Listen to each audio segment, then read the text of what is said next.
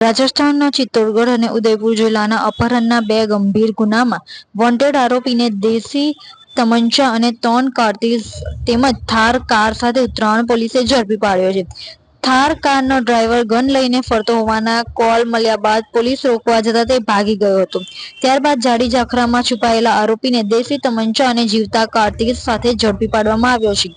આરોપીના પકડાવાથી 3 જેટલા ગુના ઉકેલાયા છે. સુરત શહેર પોલીસ કંટ્રોલ રૂમ તરફથી ઉત્તરાયણ પોલીસને કોલ મળ્યો હતો કે मोता वराछा रिंग रोड पर थी एक ब्लैक थार है, 4 व्हील गाड़ी में ड्राइवर के पास हथियार है. જેના આધારે ઉત્તરાયણ પોલીસે मोता वराछा रिंग रोड ખાતે તપાસ કરાવતા એક કાળા કલરની થાર કારને રોકવા જતા ઊભી રાખી નહીં અને પૂરપેટ ઝડપે ભગાવી ભરથાણા ગામ ખાતે આવેલ ગંગા માતાના મંદિર પાછળની ગલીમાં મૂકી નાસી ગયો હતો.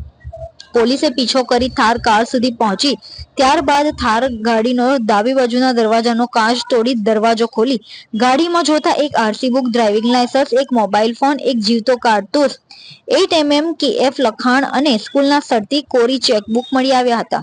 થાર કારનો ચાલક ફરાર થઈ ગયો હતો. ઉત્તરાયણ પોલીસે થાર કારના ચાલકને શોધી કાઢવા અલગ અલગ ટીમ બનાવી આરોપીને પકડવા ચક્રો ગતિમાન કર્યા હતા અને ગણતરીના કલાકોમાં જ આરોપી ને ભરથાણા ગામની સીમમાં ભરથાણા ટી પોઈન્ટ પાસે આવેલ વેલેરિયો હોમ્સ સોસાયટીની પાછળ જાડી જાખરાવાલા વિસ્તારમાં છુપાયો હોવાનું બાતમીના આધારે પોલીસે છાપો માર્યો હતો. જેમાં પોલીસે આરોપી દિલીપસિંહ પ્રતાપસિંહ ચુડાવતને દેશી હાથ તમંચા અને કારતૂસ સાથે પકડી પાડ્યો હતો.